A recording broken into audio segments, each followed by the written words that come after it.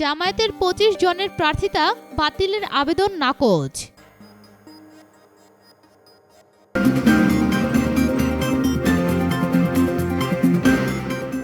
জামায়াতে ইসলামীর ২৫ জন প্রার্থীর প্রার্থিতা বাতিল চেয়ে করা আবেদন নাকচ করে দিয়েছেন আদালত।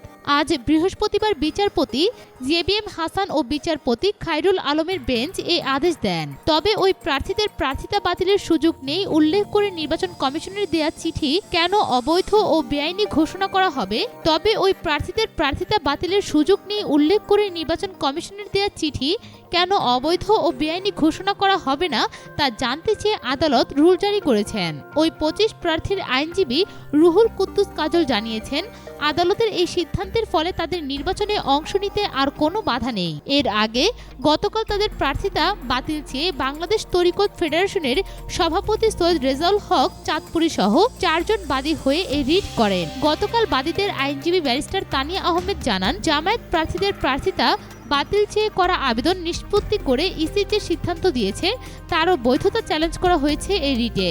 এর আগে গত ২৩ ডিসেম্বর আসন্ন একাদশ জাতীয় সংসদ নির্বাচনে ২৫টি আসনে জামায়াত নেতাদের প্রার্থিতা বহালের সিদ্ধান্ত বহাল রাখে নির্বাচন কমিশন। এদিন কমিশন সভার পর ইসি সচিব হেলালুদ্দিন আহমেদ বলেন, এই প্রার্থীদের প্রার্থিতা বাতিলের আইনগত কোনো সুযোগ নেই। জামায়াত সদস্যদের ২২ জন বিএনপির ধানের শীষ প্রতীক এবং অন্য ৩ জন স্বতন্ত্রভাবে আসন্ন একাদশ জাতীয় সংসদ নির্বাচনে প্রতিদ্বন্দ্বিতা করছেন। গত ১৮ ডিসেম্বর ৩ কার্যদিবসের মধ্যে জামায়াত ইসলামীর ২৫ জন সদস্যের প্রার্থিতা বাতিলের জন্য করা আবেদনের নিষ্পত্তি করতে নির্দেশ দেন হাইকোর্ট। নির্বাচনে ওই প্রার্থীদের বৈধতা চ্যালেঞ্জ করে হাইকোর্টে একটি রিট দায়ের করেন ৪ ব্যক্তি।